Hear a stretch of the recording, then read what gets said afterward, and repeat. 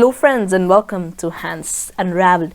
Now I have been trying to shoot this video 7 different times because every time I just mess up some settings and it just goes all to trash.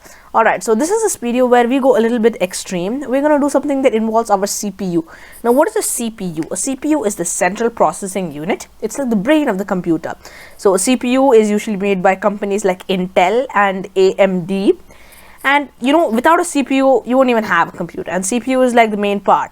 CPU is on the motherboard, and CPU is something really sophisticated. It does not have a lot of details. CPU has a particular speed, a multiplier, and then it has cores and logical processors, which will all explain about. It is a little bit confusing to understand, but it will explain about it as we go on. Alright, so we have also talked about the term overclocking and unvolting. Now, overclocking is basically if a hardware comes with a factory settings, we're going to increase that setting until what it is capable of. That is basically overclocking. We did overclock our graphics card a couple of episodes ago using the software known as MSI Afterburner.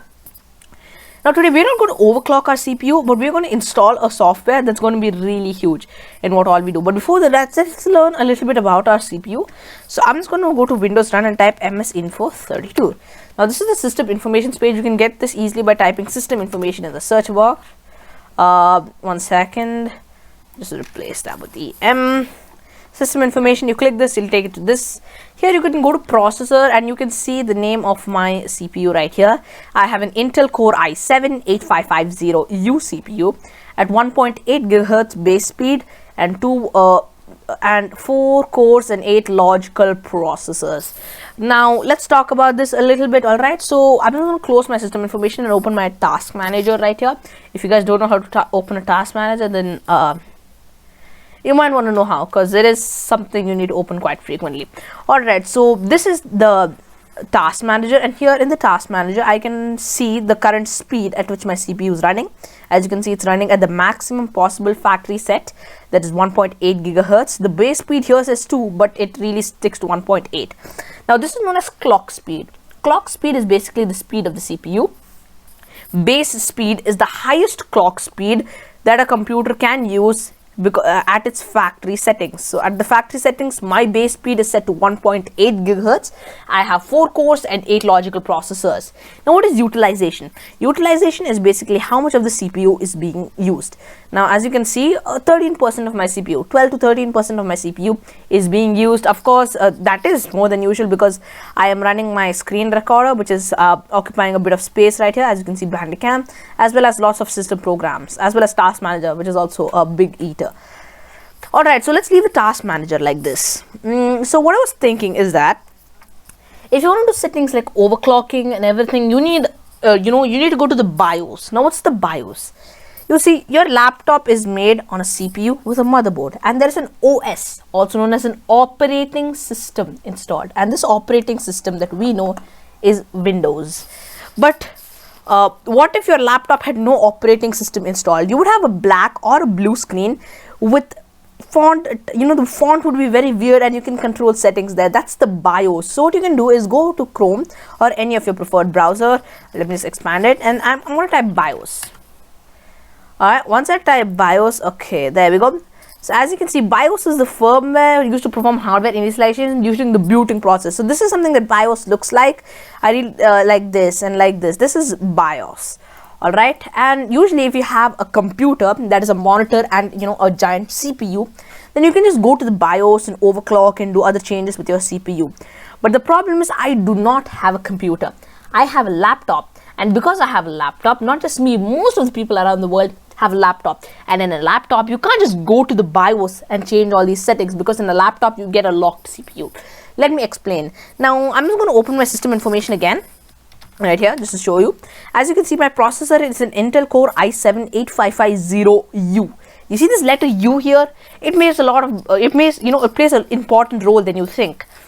Intel CPUs, I'm not sure about AMD, but Intel CPUs come in a variety of letters. There's Y, there's U, there is K, there's H, and only CPUs that have K in the letter. For example, let me show you Intel i7-9700K. I think that's a CPU. Yes, 9700K. So K, as you can see here, the letter K plays a very important role in this, a more important role than we normally realize. And that's why K CPUs are mostly the only CPUs that can be overclocked in a laptop. For rest everything, U CPUs, Y CPUs, H CPUs, everything is locked.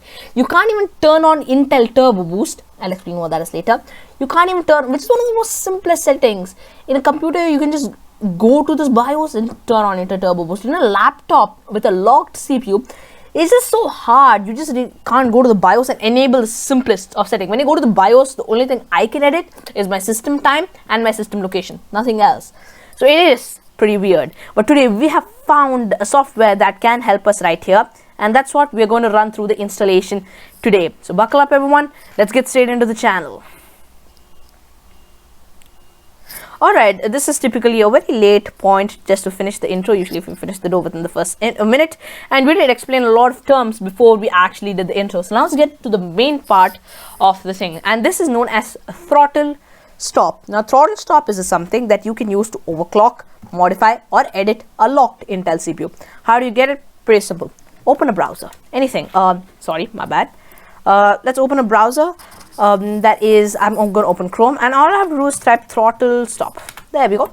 Once I type ThrottleStop, the first link that will be is the ThrottleStop 9.22 beta version download.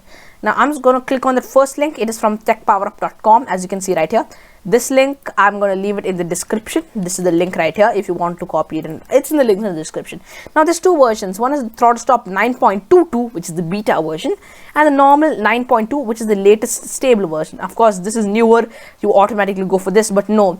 Since this is messing up with the CPU, and if something goes wrong with the CPU, then the whole computer is basically useless.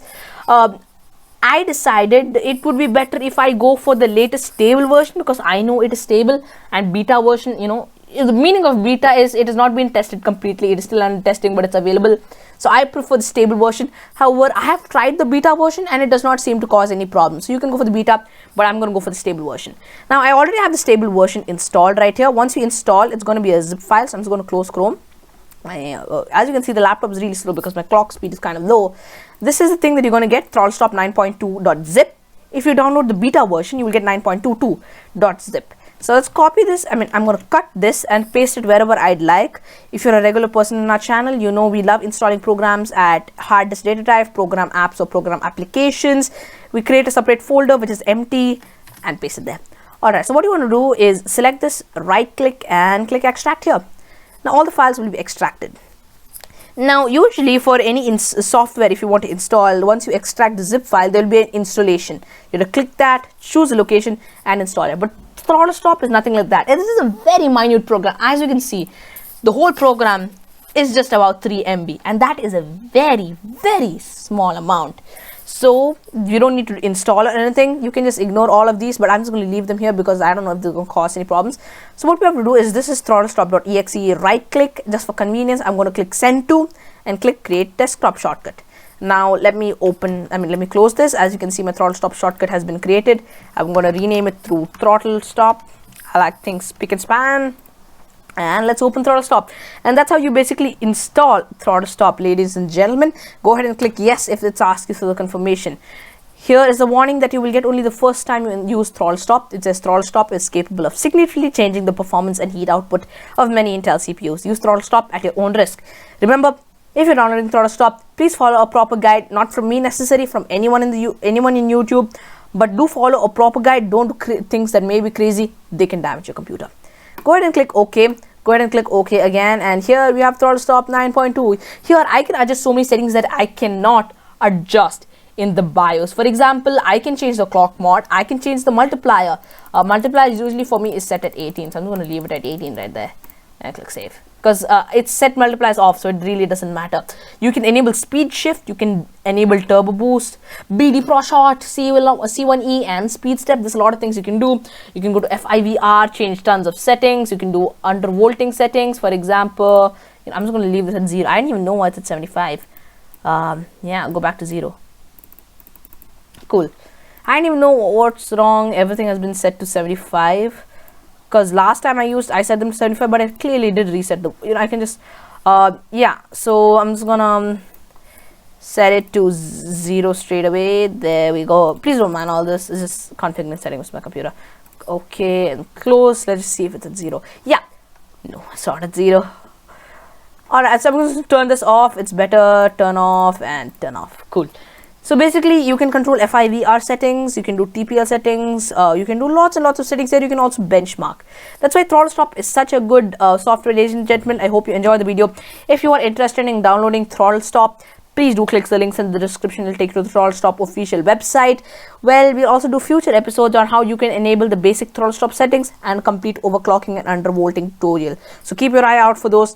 But for today, that's the video, friends. If you like this video, please like, share, and try subscribing to our channel. I'll see you in the next video of Unravelled. Until next time.